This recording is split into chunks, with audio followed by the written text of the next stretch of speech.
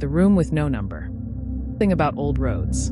They don't just lead you somewhere, they lead you back in time. Jack and David had taken a detour off the main highway, chasing a tip from a comment on one of their travel vlogs. Asterisk, go to Sarnath village. You'll find something unforgettable.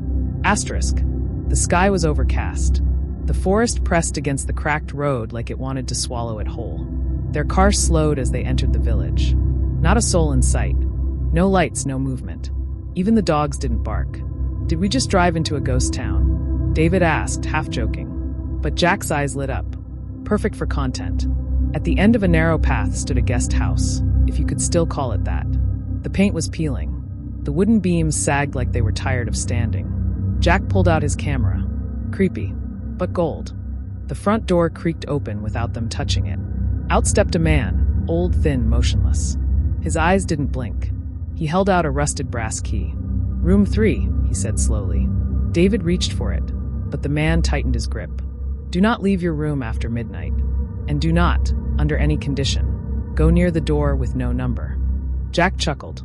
That's a great intro line. But David didn't laugh.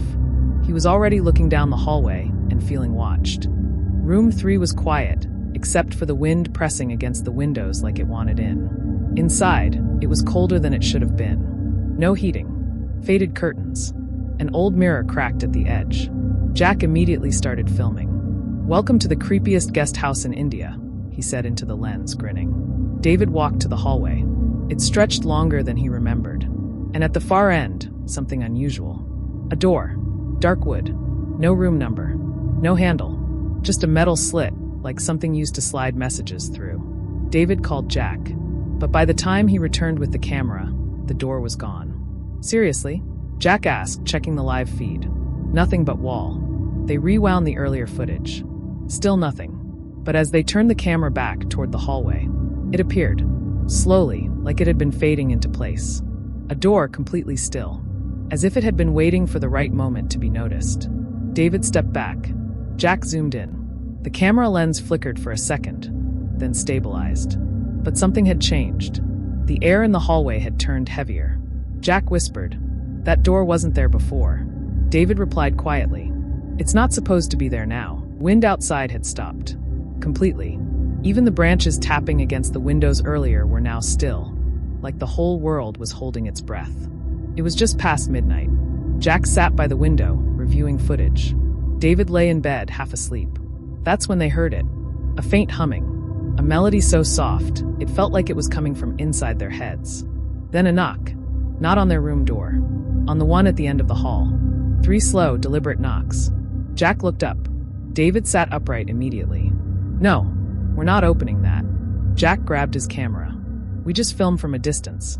No interaction." He opened their room door slowly. The hallway was dark. Too dark. But the door with no number, now clearly visible, was slightly ajar. Just enough to see blackness. From within that gap, a soft whisper drifted out. "Help me." It wasn't threatening. It was pleading. David grabbed Jack's arm. "This is how people vanish, Jack.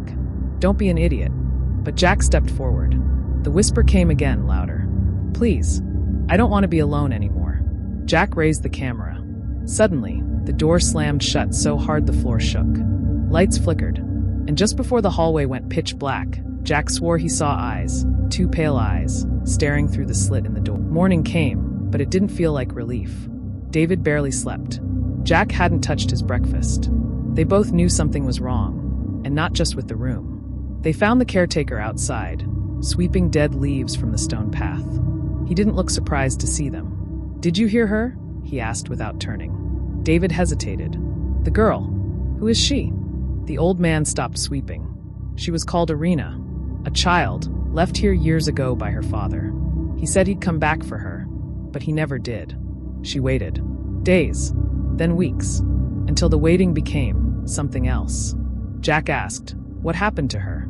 The caretaker looked up, eyes hollow, voice like dry wind. "She died in that room. Alone. Hungry. Forgotten. And now, when she sees anyone, she doesn't want them to leave." David's voice cracked. "Why no number?" "To erase her. To pretend she was never here." Jack's hands trembled as he checked the footage again. There she was. A pale outline in the corner of one frame. He zoomed in.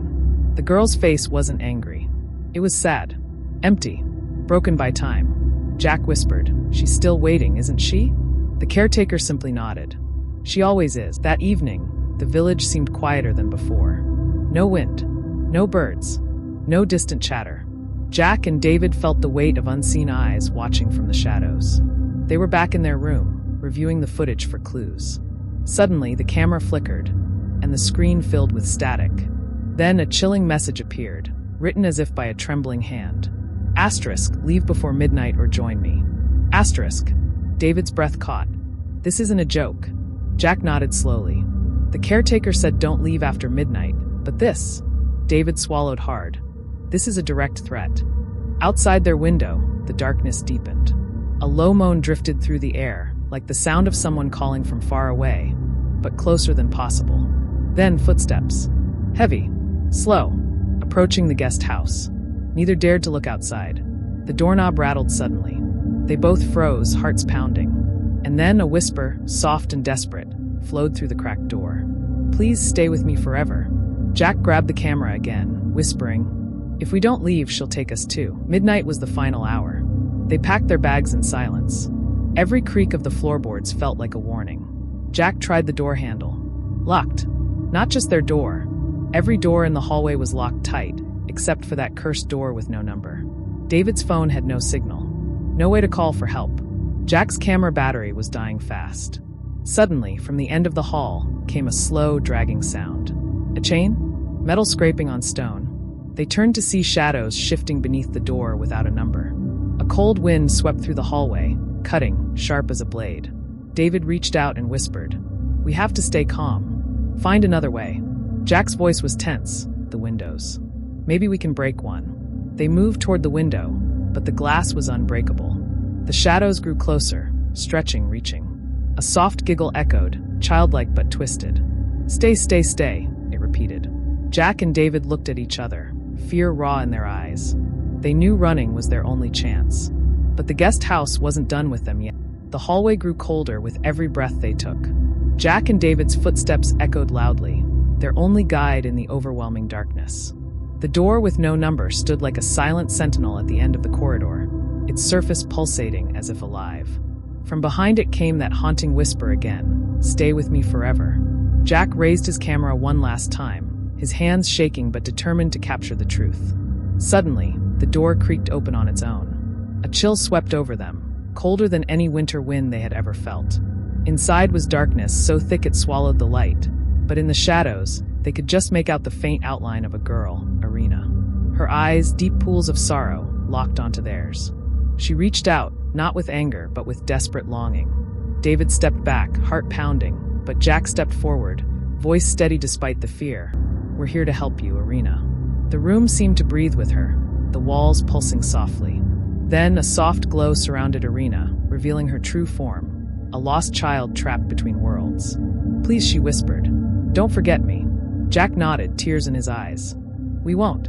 As the door slowly closed behind them, the oppressive darkness lifted slightly. The last thing they heard was her soft sigh, a mixture of relief and loneliness. And then silence. Jack and David left the guest house. Forever changed by the night they faced a forgotten